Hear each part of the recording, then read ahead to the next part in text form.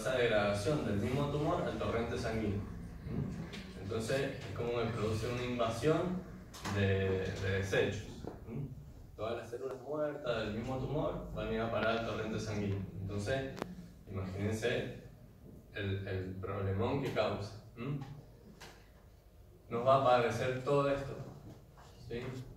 Generalmente va a ir a dañar el riñón, ¿sí? Va a producir insuficiencias renales agudas, ¿sí? En el mejor de los casos solamente un calambre, o puede llegar a producir arritmias y ya se nos empieza a complicar. La prevención es muy fácil, ¿sí? Cada vez que vayamos a hacer, o si vemos que sabemos que el paciente tiene una masa muy grande, por eso nosotros tenemos enfermería, creo que tiene que saber casi lo mismo que sabe el médico del paciente, ¿no? Dónde está el tumor, si es masa grande, si es masa única, si hay metástasis, ¿sí? Cómo viene todo el historial previo del paciente a que nos llegue al hospital de día a hacer la quimio. ¿Para qué? Nosotros podemos evitar estos síndromes, ¿sí? Realizando una muy buena hidratación. Si nosotros hacemos una entrevista previa, le decimos, bueno, mira, 2 días antes, empezá a hidratarte. Agua, té, jugo, mate, lo que toleres, ¿sí? Pero mucha cantidad.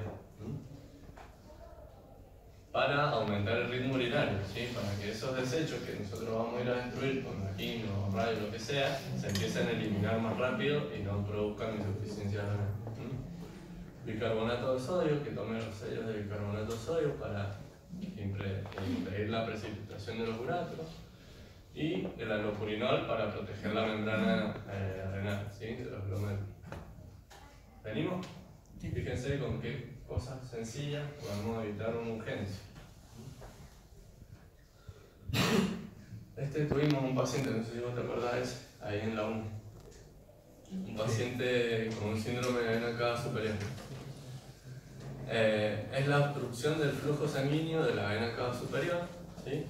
Conformando un conjunto de signos y síntomas muy característicos, ¿sí? Se produce una invasión, una compresión desde afuera de la vena, ¿sí? Que va a disminuir el calibre. Puede ser extrínseca o que invada la arteria, la vena cava superior, y produzca un estrechamiento de la luz, ¿sí? Y puede ser también por una trombosis, que una trombosis vena cava superior no va a producir este síntoma, ¿sí? No solamente necesita que sea oncológico. Bien, se produce la obstrucción, ¿sí? Se empieza a formar, van a ver ahora en las fotos, una circulación venosa colateral, ¿sí? Si la vena cava superior está obstruida, empieza a generar vasos por el costado, ¿sí? Para seguir aportando la sangre.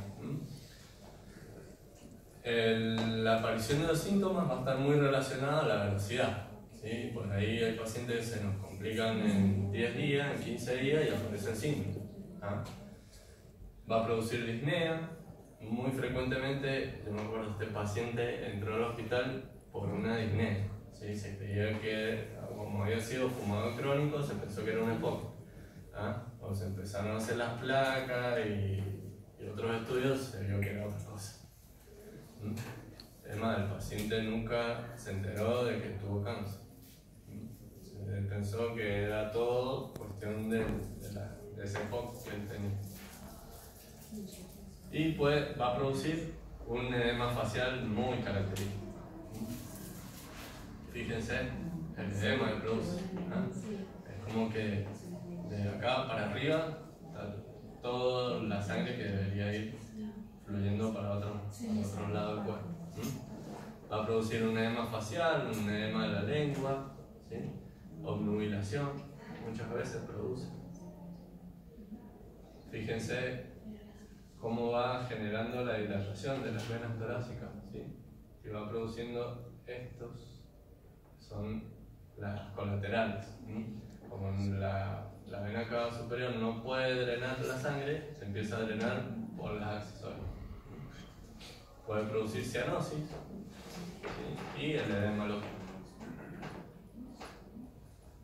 El tratamiento es radioterapia, ¿sí? La radioterapia, perdón, previo a una biopsia, no después el cuadro porque no sabemos si es por el tumor o es por otra cosa, la distensión. Con quimio, anticoagulantes por si llega a ser una trombosis y la mejoría de 1 a 2 semanas una vez que se inició el tratamiento.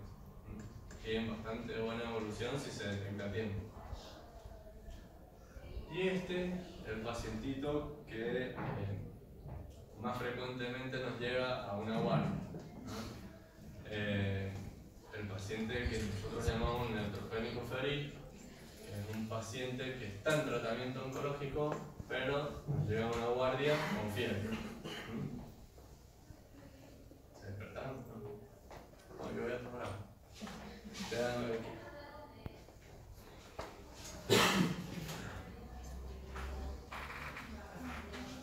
Bien. Esto lo debemos saber todos. ¿Cuáles son los valores normales de un hemograma? Dentro de los leucocitos, los que más nos importan a nosotros en este tipo de pacientes son los neutrófilos. Siempre debe estar dentro de este rango. Igual puede variar muy poquito de acuerdo al laboratorio, ¿sí? De acuerdo a los reactivos que tenga el laboratorio, pero siempre tiene una escala de referencia. Nosotros llamamos neutropenia al paciente que tiene un recuento de neutrófilos menor a 1000. Menor a 1000 ya es una neutropenia y ya tenemos que empezar a abrir el ojo. Si bien el tratamiento propio de la quimioterapia disminuye la cantidad de neutrófilos, pero no es normal que se prolongue una semana. Entonces, si disminuye por debajo de 1000, tenemos que estar muy atentos porque hay 3 niveles, ¿sí? Leves, moderadas y graves, las neutropenias. Esto es caso de internación. El paciente no puede estar en la casa con 500 glóbulos, con 500 neutrófilos. Pasa una mosca y entra en sepsis.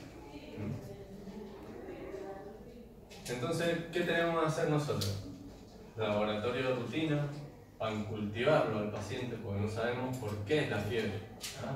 Entonces, hemocultivos periféricos y de catéteres venosos centrales, si llega a tener, urocultivos, hisopados nasofaringios, de piel, coprocultivos parasitológicos, rayo X de tórax y abdomen. ¿Sí? El paciente llega y es como que llegó a la NASA. Lo pone en el barbijo y empieza a radio, laboratorio, a bacterios, ¿sí? Todo, hay que hacer todo, es urgencia. Entonces, ¿qué tenemos que saber nosotros? ¿Sí? Que hay que cultivar paciente que ingresa con fiebre y que nos refiere que ha estado haciendo tratamiento de quimio, que es un paciente oncológico, aunque sea que hace 3 meses que terminó de hacer la quimio y está con fiebre, lo tenemos que tratar como una urgencia. Cultivos, todos los que vimos recién, habilitar una vía endovenosa, ¿sí? Administrar antibióticos urgentes. ¿Sí? Una vez que tomamos todos los cultivos, sí o sí hay que empezar con el antibiótico. ¿Sí? Administrar antipiréticos y método físico, y si llega a ser muy marcada la neutropenia, empezar con factores estimulantes de colonias para levantar esos valores. ¿Sí?